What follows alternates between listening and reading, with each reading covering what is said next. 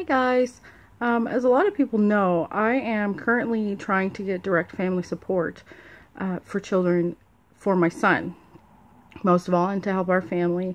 And the reason behind this is because I know a lot of people already know this, but I can't work because of my son's behavioral issues with autism. He was removed from the daycares that deal with his school. Excel program is full. There's no places to put him. And a lot of people say, well, try this or try that. And I'm trying everything I can in order to help my family. My husband works. He only brings in $700 every 2 weeks, which is $1,400 a month. And the government gives me $879 a month. So that's around $2,300 a month that our family of four has. So when I called Direct Family Support and I was talking to them about the issues that I'm having and why I'm having them, they asked me questions like, does your son have cognitive abilities? Yes, he does. He's able to speak. There's a lot of things that he can do, but there's a lot of things that he can't that stop him from being able to be in certain programs because of his behavioral issues. Now, we take him to psychology, we deal with the school, we deal with a lot of therapists and stuff. So when they said, well, we might be able to get help, we might not. They said, we don't want to get your hopes up. So I said to them, I said, well, these are the issues that I'm having, and I really want to get help. Not so much, I don't want them putting money in my pocket. That's not what I'm asking for. I'm asking for help with respite so that I can go to work.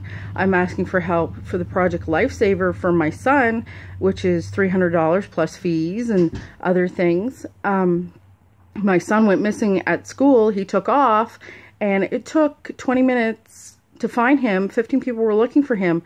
And so I'm researching how can I keep my son safe. So when I was talking, they're pretty much making me feel like, well, if your son matters to you, you'll find a way how to come up with this money. I know I can ask people. I know I can go to a lot of different people and say, hey, can you help me? I can get my sisters, my family, my parents, my in-laws, so many different people together to help me with this.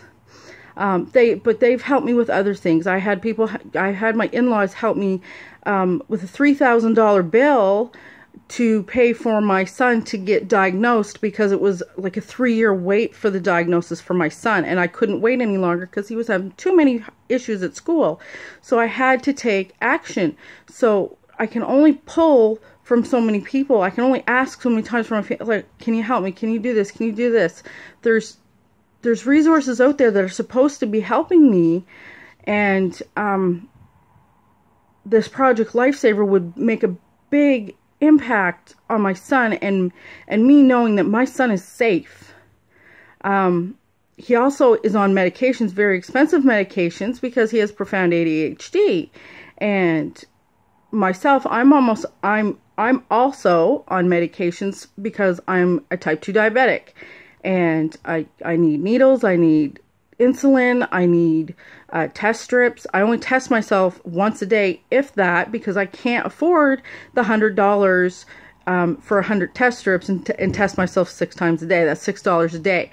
So that's a lot of money out of my pocket, and I need to focus on feeding my kids, keeping my have roof over my kids' head, clothing them. I need to focus on them first before I think about me, but I also have to take care of myself. So I'm asking for help, not for money, but for help with the respite, for help with medications and this Project Lifesaver. 5 years ago, my dog chewed my glasses. I can't even afford a pair of glasses. So, I mean, something has to change here.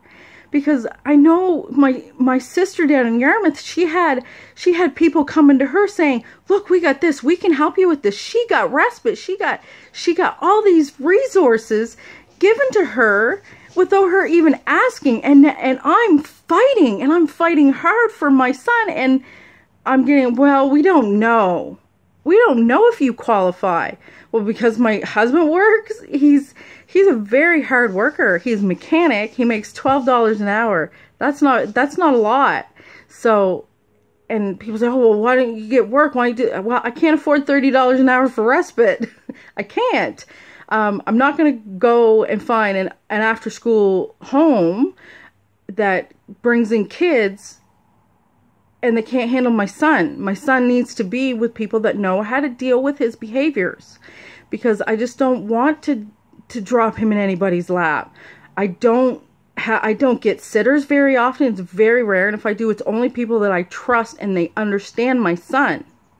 And at first I was so scared to go to anybody, to talk to the government, to talk to direct family support, to talk to community service and say, you know, I'm kind of in a pickle, because at first I was scared, well, they're going to judge me, or they're going to think, oh, well, you can't take care of your son properly, we're going to take him away or something. So then I thought, well, no, that's not the case, because I know I take care of my son. I know that how I feel for my son, and I know that he's fed, I know that he's taken care of, I know that he gets his medications and everything else. Like I do, you know, everybody can say that I do for my kids. So I'm not even worried about that anymore. And I was so scared to have a voice. I was so scared to say something, because I don't always have the right words. I don't have a great vocabulary. I don't have, like, see, look, I'm already stumbling on my words, because it's so hard for me to speak at times, because I don't have that confidence myself. But I am building it up, and I will get there. And I'm going to do everything in my power to get help for my family. I'm doing so many different things to try and provide for them while I'm home. You know, doing paintings, doing jewelry, doing whatever I can, any little thing. You know, I've only made $130, plus an extra $100 I just made this week. But so $230 is what I've made during this whole thing. So I mean, some people might not think that that's a lot, but to me, you know, $20 is putting milk in my fridge. So I'm doing what I can to help my husband provide for our family. You know, he works so hard, and he comes home at the end of the day and he sees me struggling. He sees me upset. He sees me wanting to help the family. And this is what I'm trying to do. All I'm trying to do is help. I'm trying to go to work. I don't want to sit here and expect to collect welfare or whatever. That's not what I want. I want to be able to provide for my family. And I can't do that without having the help from the direct family support for children to give me the respite, to help me so that I can do more for my family. So that I can afford these medications without worrying. You know, I couldn't buy my insulin this week, so I had to, instead, you know, I had to get my kids food. I had to put myself on the back burner. And I know so many parents do that all the time. They put their kids first, which is great. But we forget about ourselves too. Like, I need to take care of me too. I need to help take care of my husband. And our family. We're a team unit here. And why do I have to fight so hard for this?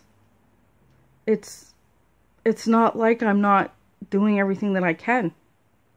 So, Nova Scotia Government, I don't know who I'm going to vote for. Should I vote? What should I do? How come other people have things like pretty much thrown in their laps, and I'm fighting, and I'm fighting, and I'm fighting every day, and I'm still not getting the answers? You know, because my son can talk? That it should be okay. You know, oh, you're not going to get the support because, you know, your son can talk and stuff. Yep. Okay. But I was into Dave's getting some produce because it's cheaper there. And my son wanted cookie, and I said, no, I'm sorry, buddy. It's too late at night, and I can't really afford one. He started getting so mad that he was yelling, screaming, cursing at me, hitting me, throwing things at me in a store, in public. I don't want him doing that to a stranger that says, you know, if he's in an after school program with somebody that can't deal with him, you know, I don't want him starting to throw things at them or do things, or another child, and the caregiver not know how to deal with it, because it's not like he's bad. He can't process that. So you have to deal with him very delicately, and you have to understand that he has autism. And this is one of the things that this is what happens with him. So I want to make sure that he has somebody that isn't going to get upset with him, that isn't going to get mad or angry or think that he's a terrible kid, because he's not. My son's amazing. What happens when my 2-year-old daughter, if she gets diagnosed with this?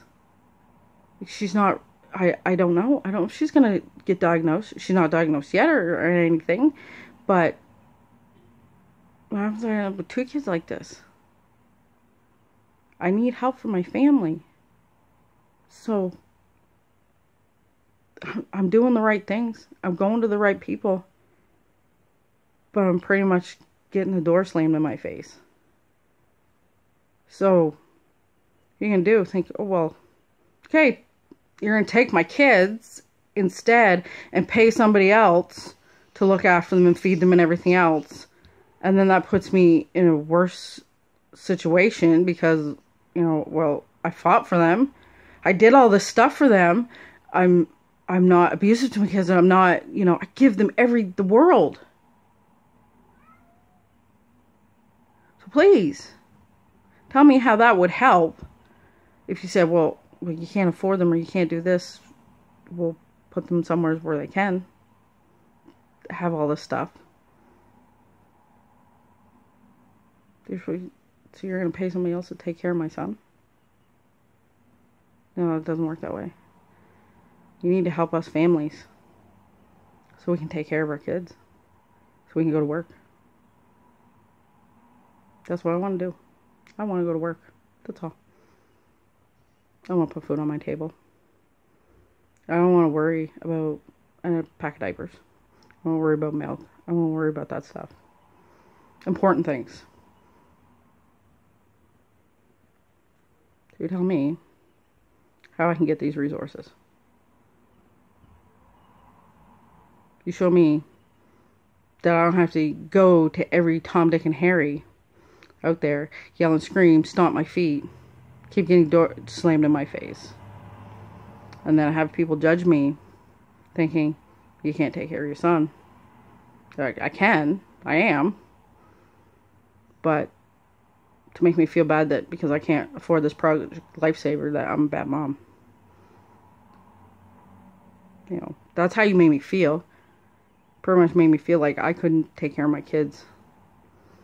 That was terrible. Because of this situation. If he means something to you, you'll find a way how to get it. Yeah. That's why I'm going to you. That's why I'm asking for help from people who are supposed to be helping me. So tell me, how are you going to help me? And how are you going to help my family? Tell me that.